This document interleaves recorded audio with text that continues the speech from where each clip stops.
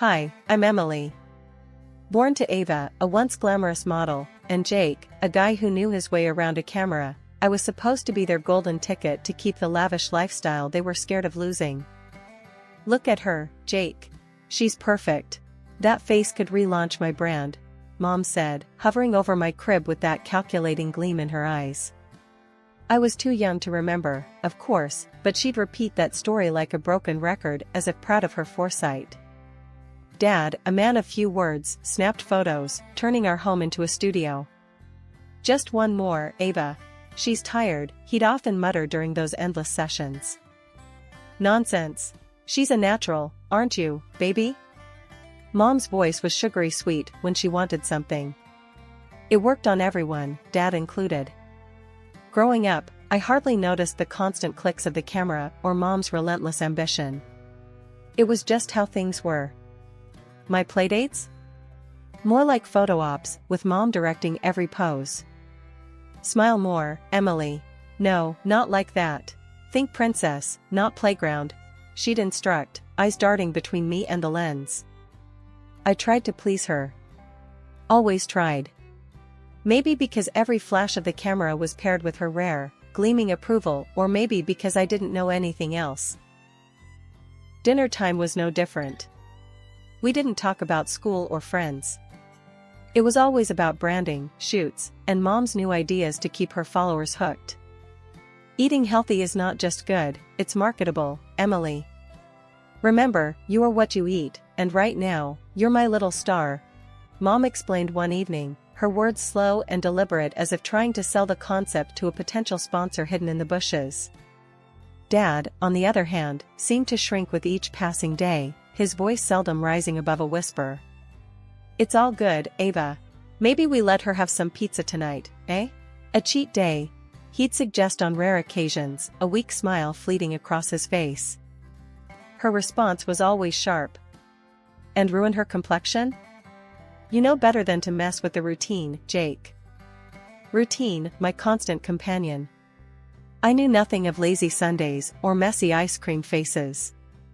Everything was curated, my childhood laid out like a magazine spread. One night, I heard them arguing. Their voices, usually hushed around me, echoed through the halls. She's not just your ticket to fame, Ava. She's our daughter, not some prop, Dad's voice was tinged with frustration. Oh, grow up, Jake. We're not in some fairy tale. This is real life, and in real life, we capitalize on what we have.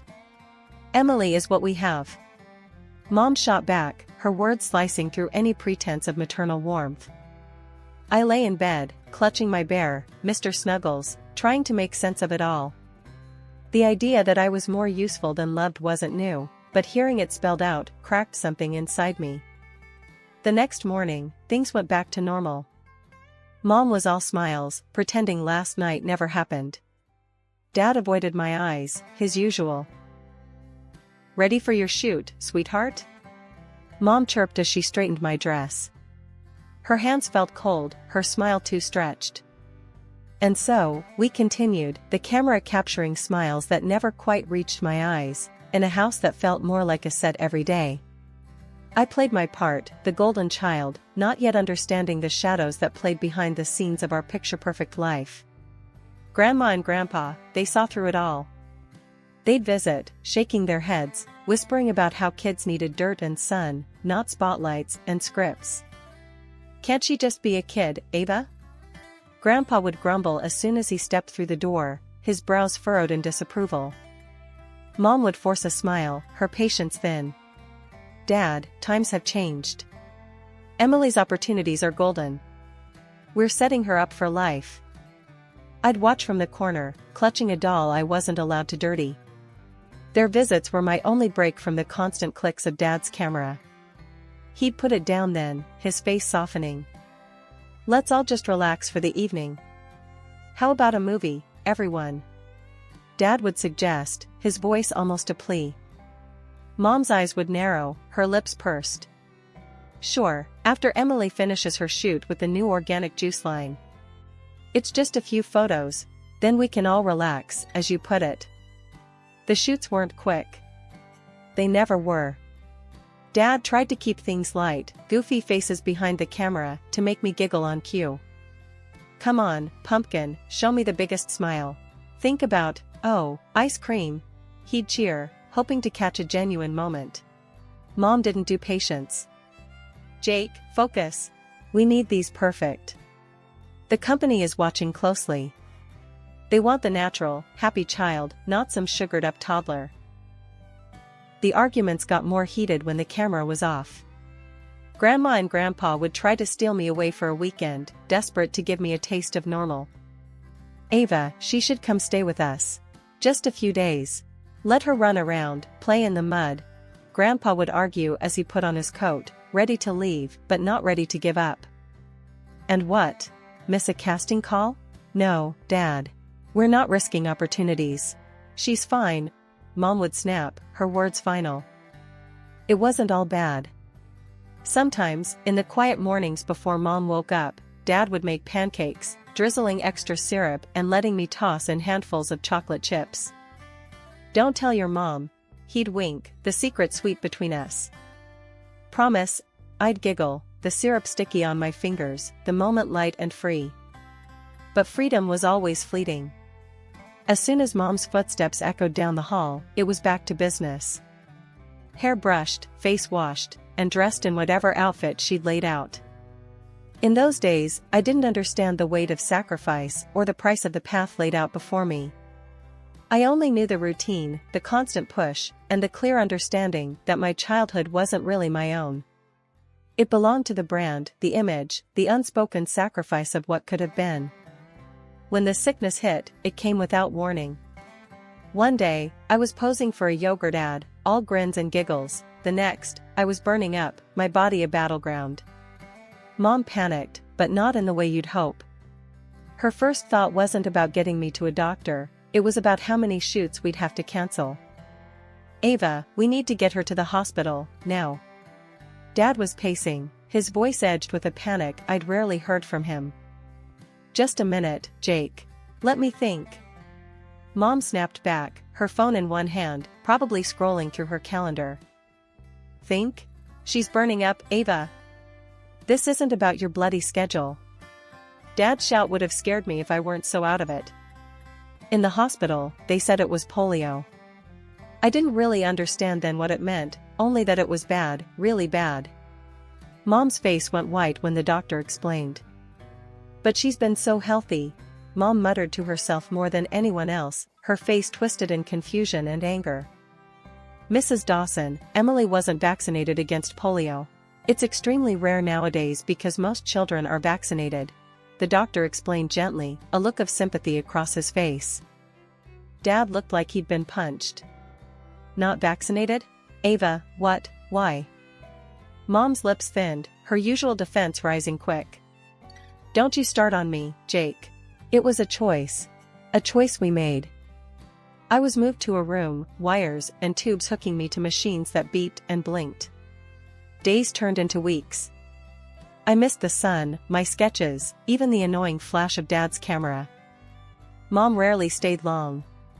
She'd come in, sit for a bit, her foot tapping relentless on the sterile tiles. Emily, you need to fight this. You know how much is riding on you getting better, she'd say, her voice tight, like she was negotiating a deal instead of comforting her daughter. More than anything, I wanted all of this to be just a bad dream, to wake up in my bed with Mr. Snuggles tight in my arms, ready for another day of pretend.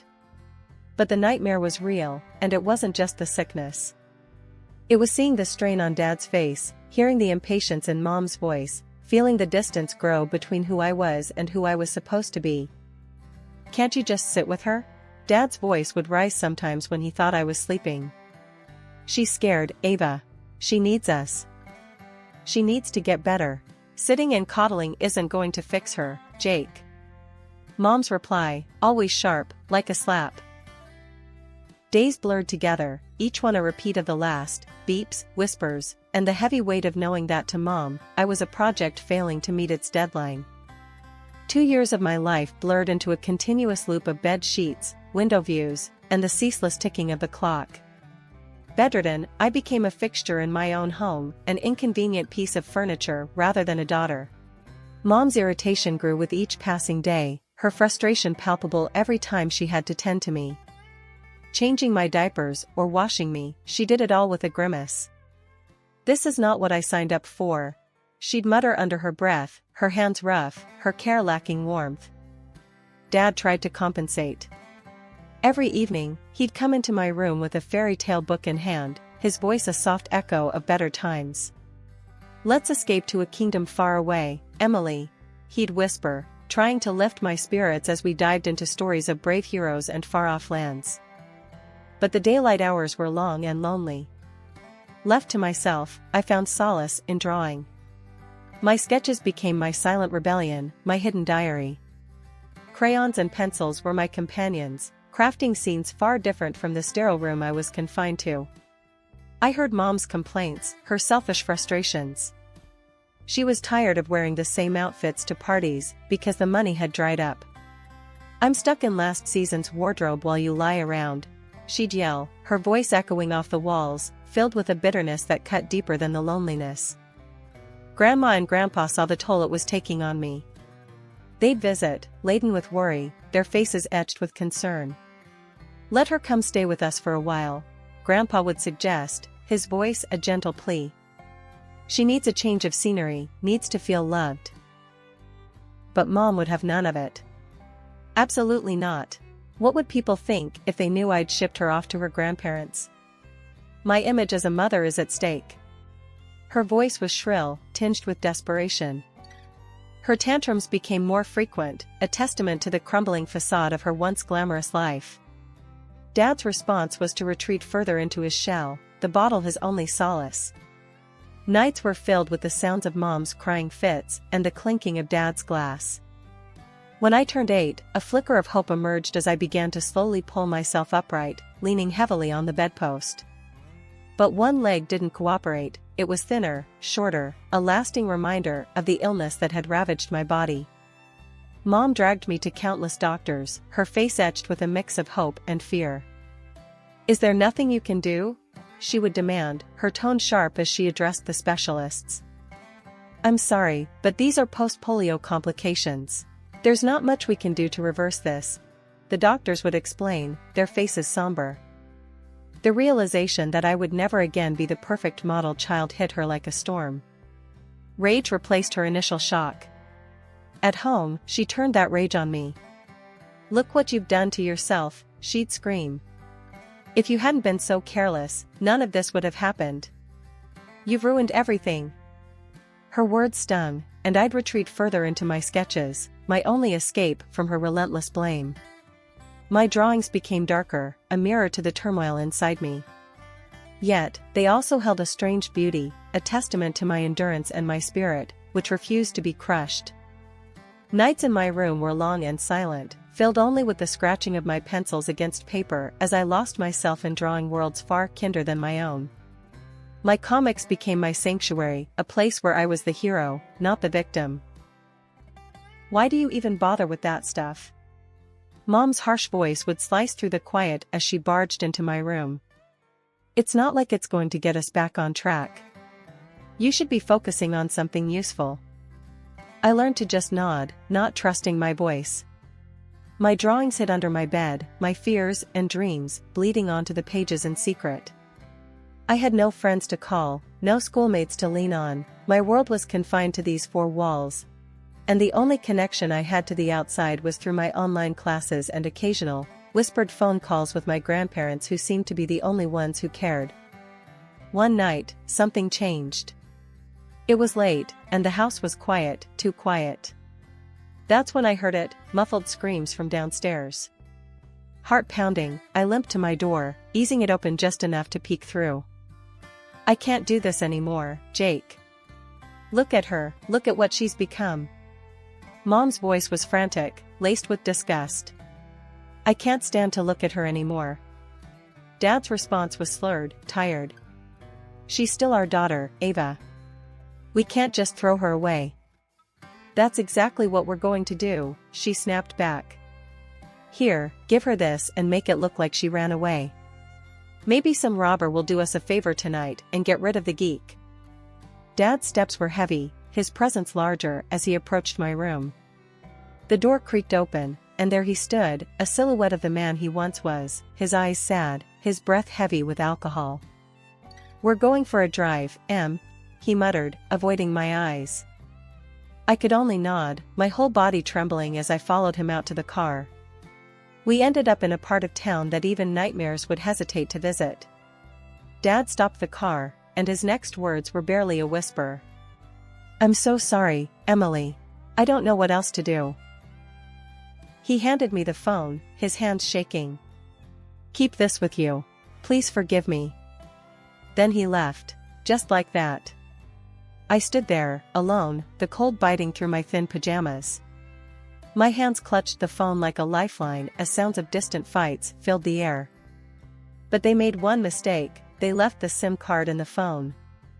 Shaking, I dialed Grandpa's number. "Grandpa, please, you have to help me. I'm scared. I don't know where I am." "Hold on, Emily.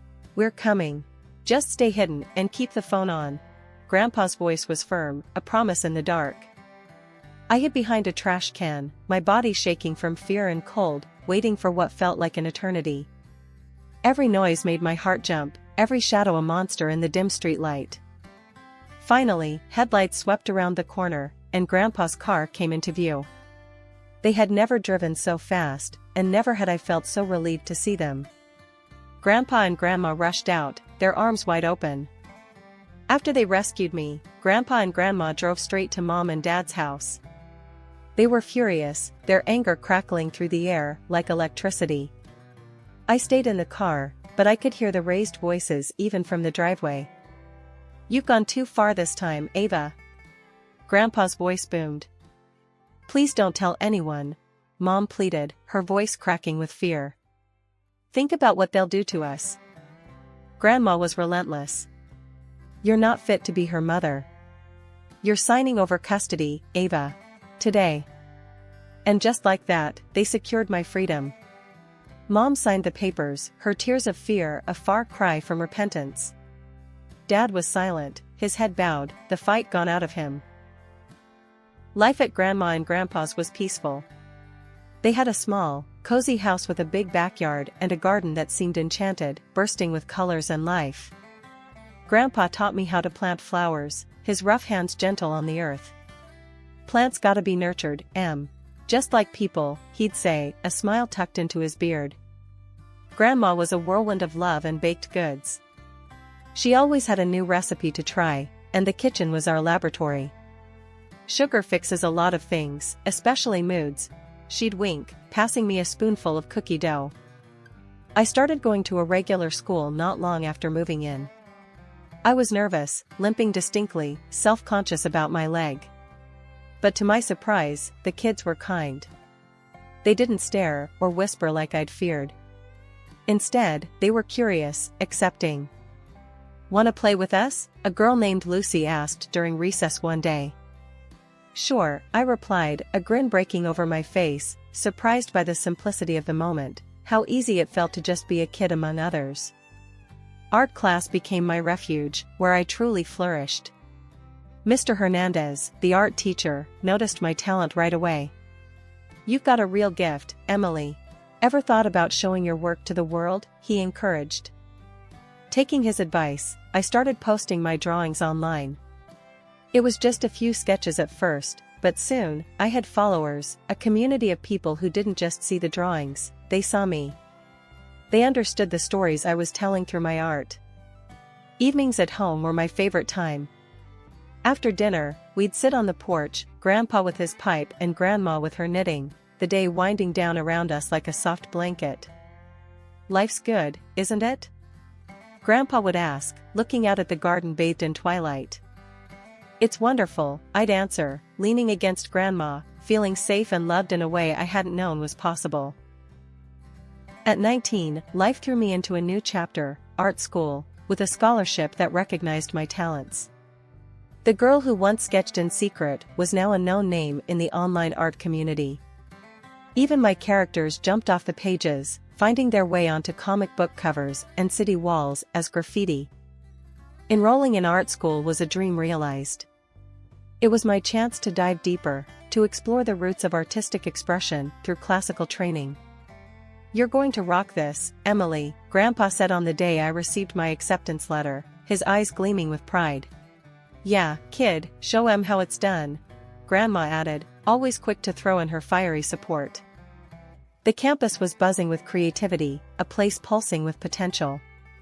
My first day felt like stepping into a larger world, one I was eager to explore and influence. Studying was intense, but fulfilling. I absorbed techniques and histories that made my work richer, more grounded. My professors encouraged experimentation, leading me to blend traditional methods with my unique style. "You have a rare gift, Emily. Your perspective is refreshing," Professor Ames noted during a critique, his words bolstering my confidence. Parallel to my studies, I organized an exhibition of my paintings. It wasn't just an exhibition, it was a narrative display, telling stories of overcoming and becoming. "Each piece tells a story, doesn't it?" a visitor remarked during the opening night, her eyes tracing the lines of my largest canvas. "Absolutely. Each stroke has a part of my journey," I explained, finding joy in sharing my vision. The local media caught wind of my story, intrigued by the artist who conquered personal and physical challenges to create. They filmed reports at the exhibition, interviewing me about my work and life. "Emily Dawson isn't just an artist, she's a phenomenon," one reporter said as the camera light blinked red. I walked through the exhibition, my special shoes, and sometimes a cane aiding my steps. I wasn't hiding my limp, I was owning it. "You turn adversity into art," an art enthusiast commented, pointing at my cane, which I'd painted in bright colors. Photos of me appeared in fashion magazines again, a full-circle moment. But this time, I posed because I wanted to, each photo a testament to my agency and artistry. "She redefines beauty," read the caption under a photo of me, my painted cane in hand, standing boldly beside one of my vibrant murals. By the time I finished my degree, I wasn't just a graduate with honors, I was a symbol of perseverance, a living canvas of my own making. And as I walked across the stage to receive my diploma, cane in hand, the applause wasn't just for my academic achievement but for the journey that brought me there. The art gallery buzzed with chatter and the click of cameras, the air electric with admiration for the work lining the walls. I mingled with guests, my heart swollen with pride and nerves. It was a big day, the culmination of years of hard work and passion. The space was filled with my paintings, each piece a chapter of my life, a battle fought and won. Out of nowhere, the atmosphere shifted. My heart stopped for a second when I saw them, my parents. They have changed a lot. Dad looked worn, more lines on his face, his eyes dimmer. Mom's beauty disappeared, revealing her true self.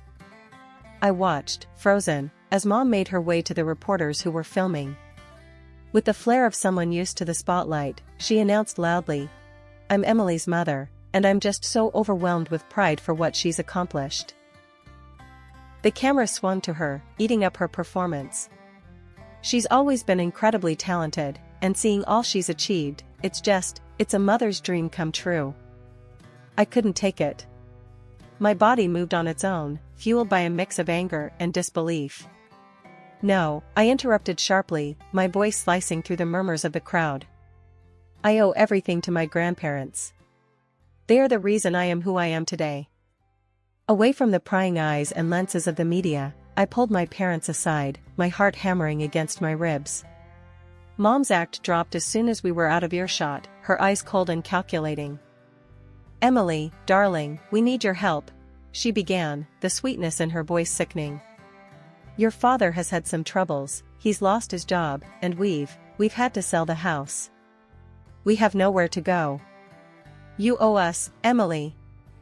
"I owed you nothing the moment you left me on that street," I shot back, my resolve hard as steel. "If you ever come near me or my grandparents, I'll go to the police." "Don't think I won't." They knew I meant every word. Without another word, they turned and left, disappearing back into the shadows from which they had emerged. That night, after the guests had left and the lights in the gallery dimmed, I took a moment to walk through the quiet space. My paintings looked back at me, each one a testament to my journey. I had faced my past, confronted the pain, and came out the other side stronger. Back home, in the quiet comfort of Grandma and Grandpa's house, I finally felt at peace. Here, in this house filled with love and acceptance, I knew I was home, truly home.